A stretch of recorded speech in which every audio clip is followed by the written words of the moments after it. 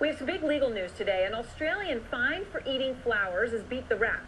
So earlier this month, a man named James and his friend Gary were visiting the Sydney Museum of Contemporary Art.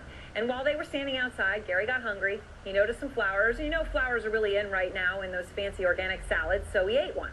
Now, before he could finish, though, the cops showed up and fined the pair the equivalent of $460 for vandalism.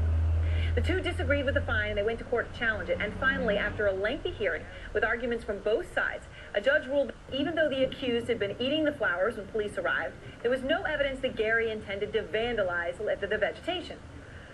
Now, sometimes you just get a little hungry, and as you can imagine, James and Gary were happy with the verdict.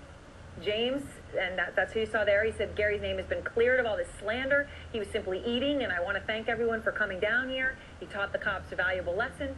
Don't bite off more than you can chew. It sounds like a really strange case, right? Why? All right, well, this is Gary.